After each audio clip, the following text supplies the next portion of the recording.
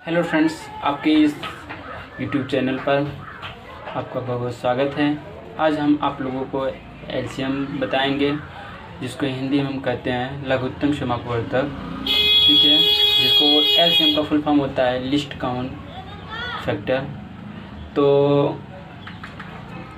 ये एग्ज़ाम में काफ़ी बार पूछा जाता है और कई तरीक़ों से ये सॉल्व भी होता है। और ये 3 प्रकार से एलसीएम निकाला जाता है। पहला होता है जो गुणनखंड विधि, दूसरा भाग विधि और तीसरा समापवर्ती विधि। तो सबसे पहले हम आज आप लोगों को पहला नंबर भाग विधि के द्वारा एलसीएम निकालना बताएंगे, ठीक है। तो चलिए चलते हैं हम अपने, जैसे मान लीजिए हमें क्वेश्चन कोई दे दिया गया,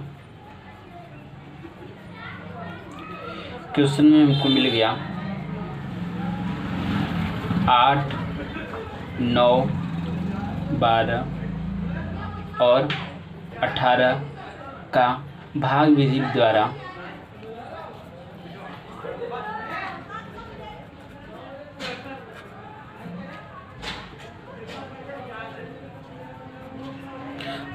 द्वारा लस ज्ञात करो, निकालो या ज्ञात करो। तो सबसे पहले हम लोग करेंगे क्या, भाग विधि का हमारा रूल होता है। सबसे पहले हम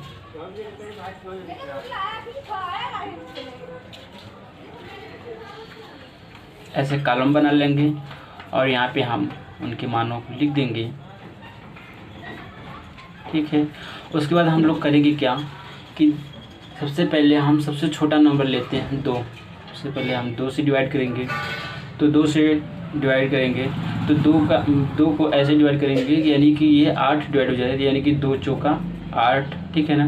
9 हमारा नहीं होगा तो 9 को ऐसे रहने देंगे, 2 छक्का 12 और 2 9 18, ओके। फिर चलते हैं, फिर हमारा 2 से कट जाएगा, तो यानी कि 2 से तब तक काटेंगे जब तक 2 से काटते काटते हमारा पूरी तरह से ख़त्म ना हो जाए।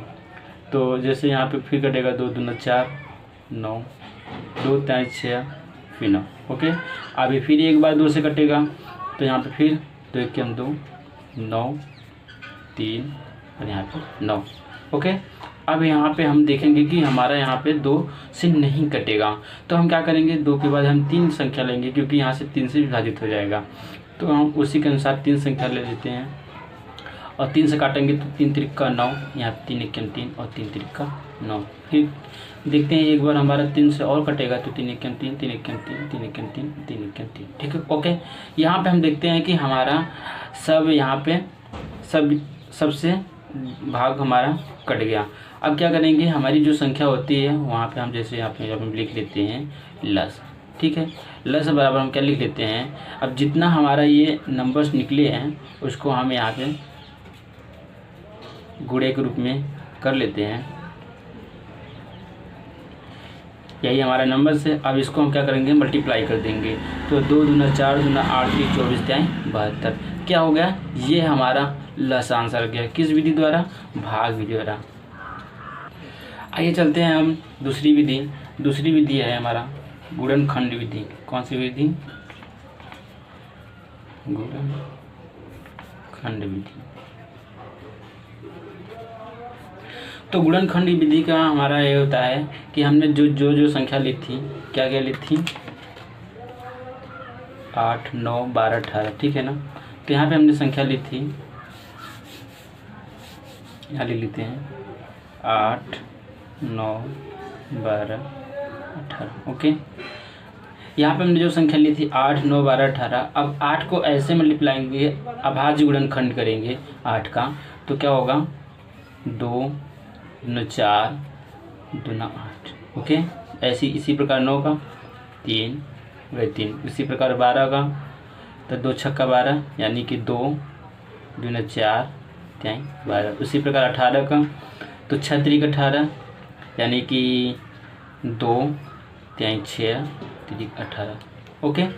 अब हम लोग करेंगे क्या, अब हम ये देखेंगे कि जो संख्या दी गई यानी कि हमारा इसमें 2 है और 3 है, तो देखेंगे कि 2 सबसे ज़्यादा किस लाइन में आया है।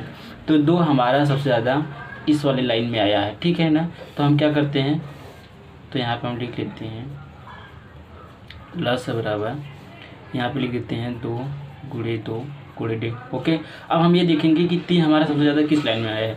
तो 3 हमारा इस लाइन में भी आया है और 3 हमारा इस लाइन में भी आया है, ठीक है ना। तो हम क्या करेंगे, एक एक लिख लेंगे जिस लाइन में सबसे ज़्यादा आया है, चाहिए लिख ले, चाहिए हो गया। अब क्या करेंगे, हम आपस में सबका मल्टीप्लाई करते हैं, 2 दूना 4 दूना 8 3 24 टाइम 72, ठीक है ना। तो इस प्रकार भी गुणनखंड विधि से हमारा आंसर सेम आएगा। अब क्या करते हैं, अब हम चलते हैं, ठीक है दोस्तों, अब हम चलते हैं तीसरी विधि। तीसरी विधि है हमारा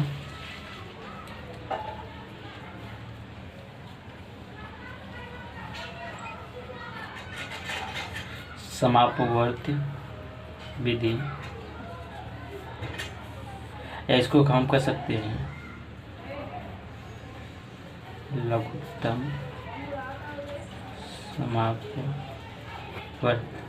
ठीक है। तो ये हमारा क्या हो गया, लघुत्तम समापवर्ती विधि। क्या है, कौन कौन सी संख्या है, तो यहाँ पे हम देखते हैं हमारी संख्या क्या है, 8 है, 9 है, 12 है और 18 है, ये हमारी संख्या हो गई। अब हम क्या करेंगे कि ये जो हमारी समापवर्त विधि होती है, तो समापवर्त क्या होता है कि 8 का हम मल्टीप्लाई करते चले जाएंगे, यानी कि जैसे हो गया 8 16 8 3 24 8 4 32 8 5 40 8 6 48 8 7 56 8 8 64, ठीक, काम लगा देंगे, 8 9 72 8 10 80, ठीक है ना। इसी प्रकार 9 का 9 दूनी 18 9 3 27 9 4 36 9 5 45 9 6 54 9 7 63 9 8 72 9 9 81 10 90, ठीक है ना। इसी प्रकार 12 24 36 12 4 45 12 5 60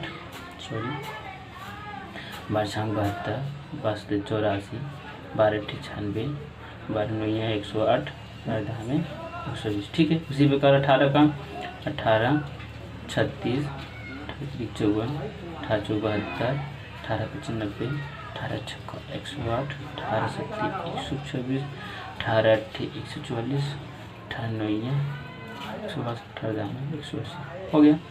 तो हम क्या करेंगे, ये जो हमारा लस समापवर्त विधि होता है, इसमें हम ये देखेंगे कि ऐसी कौन सी संख्या है जो चारों में समान मिल रही है, ठीक है ना।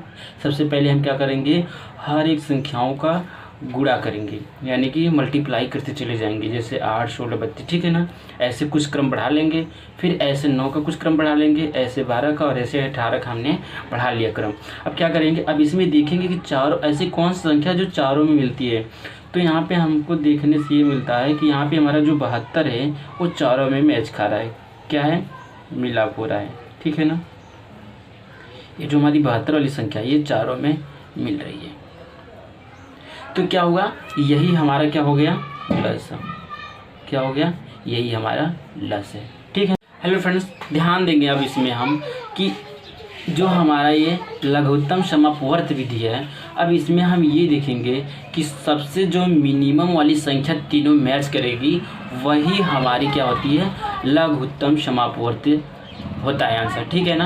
अब हम यहाँ पे देख रहे हैं या कि हमको सबसे ज़्यादा संख्या निकालने की ज़रूरत नहीं है, इसका क्या करेंगे, जो हमारा मल्टीप्लाई होता है 18 का 12 का 9 का 18 8 का जो मल्टीप्लाई बढ़ते चले जाता है, अगर सबसे मिनिमम वाली संख्या कोई तीनों मैच कर रही है तो वही हमारी क्या हो जाती है, आंसर हो जाती है, ठीक है ना। अगर 72 के पहले और कोई संख्या अगर तीनों मैच करती हो तो वही तो हमारी क्या होती है, वही संख्या हमारी क्या हो जाती है, लस हो जाती है, ठीक है ना। अब ऐसा ये है कि नहीं कि 72 के अलावा अगर हमारी 90 कोई संख्या और भी मैच करती है, जैसे यहाँ पे 90 है, यहाँ पे मान लीजिए 90 है, कोई संख्या और है जो मैक्सिमम वाली संख्या तीनों मैच कर रही है, तो मैक्सिमम वाली संख्या हमारी क्या होती है, लस हमारी नहीं होती है, लघुत्तम समापवर्त नहीं होती है। जो हमारी मिनिमम वाली संख्या होती है अगर तीनों मैच कर रही है तो हमारी क्या हो जाती है, वो हमारी आंसर हो जाती है। इस प्रकार तीनों विधि से हमारा आंसर समान आता है।